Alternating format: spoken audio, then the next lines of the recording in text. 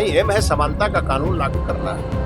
हमारे गरीब बच्चे भी 25% उनके विद्यालय में पढ़ते हैं और उसका फीस भी हम देते हैं, सरकार देगी। उसको ठीक से लागू करेंगे, उनसे बातचीत करके लगाएंगे।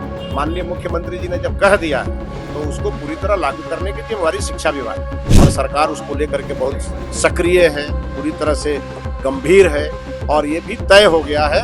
आगे आपने देखा होगा कि परीक्षा में बदलाव करने के भी निर्णय हुए हैं कि कैसे करना है कि आगे फुल प्रूफ व्यवस्था में परीक्षाएं हो।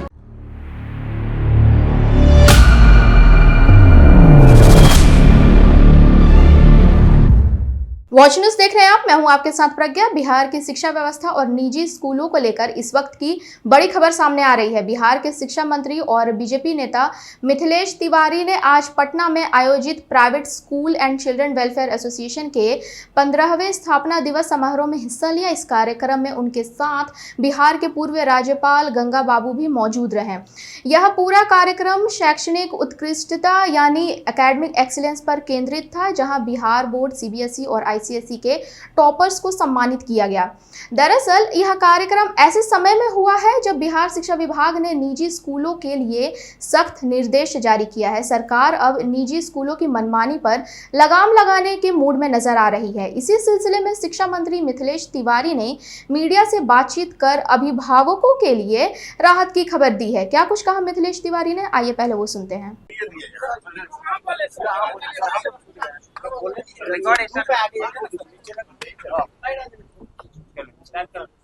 कोई क्वेश्चन हो तो बोलिए। क्वेश्चन कीजिए सर।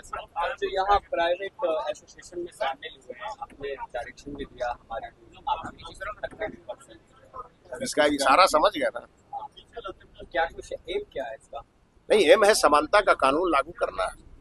हमारे गरीब बच्चे भी 25% उनके विद्यालय में पढ़ते हैं और उसका फीस भी हम देते हैं, सरकार देती है। उसको ठीक से लागू करेंगे और प्राइवेट विद्यालय में जो अभिभावकों की चिंता है कि री एडमिशन लिए जाते हैं, उनको किताब खरीदने के लिए मजबूर किए जाते हैं, ड्रेस खरीदने के लिए मजबूर किए जाते हैं, एक्सेस फीस लिए जाते हैं, इन सब पर लगाम लगाएंगे, उनसे बातचीत करके लगाएंगे।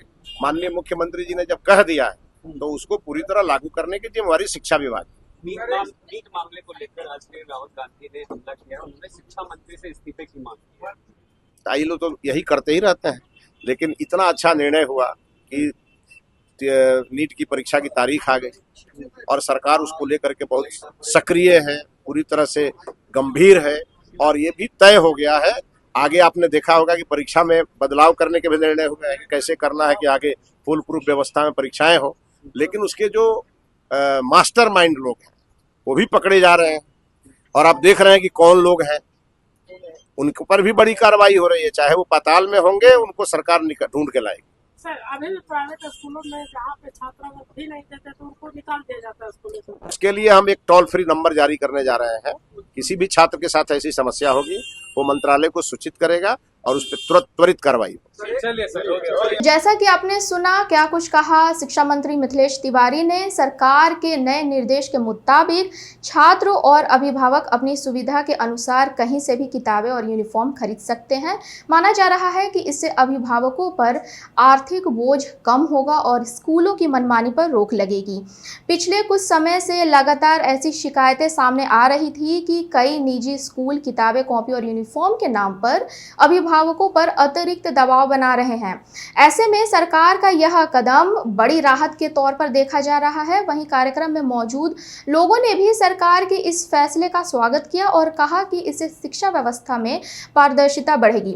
फिलहाल अब सबकी नजर इस बात पर है कि सरकार के इन नए निर्देशों को निजी स्कूल किस तरह लागू करते हैं और इसका अभिभावकों व छात्रों को कितना फायदा होगा। फिलहाल इस खबर में इतना ही है। ऐसी अपडेट्स के लिए बने रहे वॉच न्यूज के साथ। धन्यवाद।